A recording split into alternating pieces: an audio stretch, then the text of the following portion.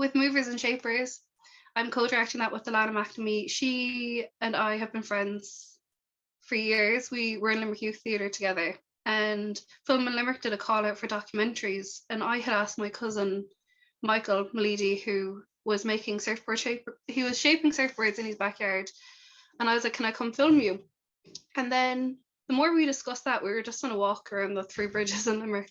The more we discussed that, we were like, oh, will we put that idea in and call it Movers and Shapers and talk about the craft of surfboard shaping, because it wasn't something a lot of people knew existed. So when my cousin was talking about it, I was very much like, oh, that's really interesting, and it's so expensive and it's a labor of love. So both of us applied for the engine scheme with Film in Limerick and Sheffield Dockfest, and we ended up being shortlisted and getting training for a couple of months and really honing in on what we wanted to do with the project. And then unfortunately we didn't get the funding, but we decided to make it anyway. And that was great as well. It's such a new experience co-directing, because I feel like Alanna and I really complement each other's strengths, or in some cases, you know, something I'm not great at, she'll pick up on, and likewise. So that's kind of, actually, that's a whole biography of everything. That's how I got into directing. I absolutely love it. And I have to say, when I read the press release you sent me, and it was like a new female-led documentary and about surfboard shaping. And I actually didn't even know about surfboard shaping until I read the piece that you sent me. And I know you mentioned Michael there, of course, he is part of Lost Boys, who are no strangers to the Limerick Post Show.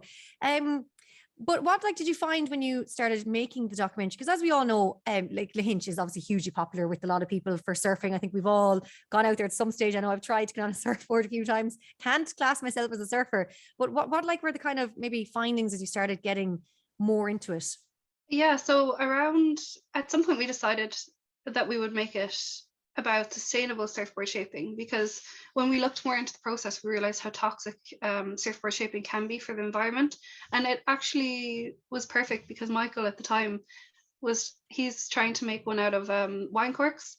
Wow. So I was like, that's really interesting. So we started doing kind of a call out for surfboard shapers all over Ireland, and started calling people, figuring out maybe a contrast of who would fit and who would like to do it, kind of a thing. Filming wise, we had some small issues around water videography, because there's loads of things with water videography you wouldn't think would be an issue, like the murkiness of the water. You mightn't be able to do it under certain conditions. Yeah, like overcast days aren't great.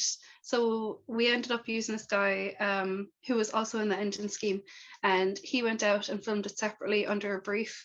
So that was another thing that kind of came up as we were filming. Yeah, so they were kind of two main, I suppose, discoveries. And because we knew after the engine scheme kind of what tone and style we were going for and what we really wanted, but mainly it was a feeling that we wanted when you watched it. We drew a lot of inspiration from the RT series Hands, which is very tactile close-ups of the hands making stuff. It's yeah, it really evokes a feeling, and it's all about crafts. Whereas ours is actually a bit more emotional as well, because we talk to Ollie O'Flaherty, who speaks a little bit about how he loves passing it on to the next generation. He is a big wave surfer and a championship surfer. He runs Ollie Surf Academy in Lahinch, and he surfs on sustainable boards. So he really kind of legitimized it for us as well. And he was also someone we found through the process, because I went on a surfing lesson with my aunt and he was the instructor. And I was like, oh, do you ever buy sustainable surfboards? And that's how we kind of got to chatting. So then he ended up being one of our interviewees. Alanna, we've heard now all about movers and shapers, but what stage of production is it at right now? So we're in post-production at the moment. So we're working with our editor, David Ryan, and just to get it looking good, get all the pictures together. And yeah, so that's the stage that we're at now with him. We're also chatting through maybe getting a composer. We're really keen to get someone local from here in Limerick or in the Midwest on board, because obviously the music is going to be really evocative and really bring out the best parts of the doc. Yeah, because Ciara mentioned right that it, there is quite emotional scenes that about Ollie is very much so part of it. When she mentioned Ollie, I was like, I feel like anyone that's been to Lynch, everyone knows Ollie and Ollie Surf School, because I guess it's such a real, it's part of the prom now in some ways. And I think we've all seen him and know of him. So and as well, she mentioned about the sustainable boards. I didn't even realize the sustainability come into it with surfboards. I thought that was absolutely fascinating. Oh my God. You know what? We spoke to a man called Philippe. I don't know if Ciara mentioned him yet, but he is Philippe Hetier. So he's a bespoke furniture maker in Clonmel who's making sustainable boards. And we were talking to him and he said, everything we use as surfers is made out of petrol. And that just completely, I thought, was so surprising because, and he did point it out, he was like, our wetsuits, our booties, our boards, considering that they spend so much time in the water and in nature and get so much out of it, surfers, I mean, it's amazing that they're using products that are so damaging to the environment that they're enjoying so much and getting so much out of. I actually didn't even know any of that. This is all news to me as well. Like absolutely incredible, as you mentioned, because I feel like a lot of people I know who are surfers are very much so environmentally conscious, and they're always like sharing videos from the ocean showing all the plastics and rubbish that are being thrown in. So I think this is another fascinating aspect. But I know as well, as you mentioned, a lot of surfers are looking for sustainable boards and sustainable ways of being on the water. Ciara, when can we expect to see movers and shapers, or what is the plan when it's ready to go? Yeah, it's set for spring release. Our plan is to really finish it within the next month and have every draft done, but then we're going to enter film festivals as well.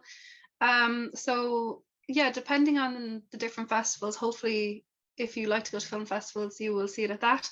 And then afterwards, we're going to do a screening as well. Those details though are definitely still to be decided, but our Instagram is @moversandshapers.doc if you want to keep up with all of the latest of what's going on. I'll be announcing everything on that definitely as things kind of come up. And the support would mean the world to us, definitely. Yeah, we've spent so much time on this and we're both really passionate about it. Yeah, so I will put that information on that Instagram page as well in the information box below so people can follow and keep up to date. I think it sounds absolutely incredible. Documentary is Movers and Shapers, directed by Limerick's Ciara Kelleher and Alanna MacNamee. And as I said, a female-led documentary, which is what I love to hear and see. And I've no doubt that we'll be seeing so much more from you ladies. So from us all at the Limerick Post Show, thank you so much. thank you for having us. Thank you.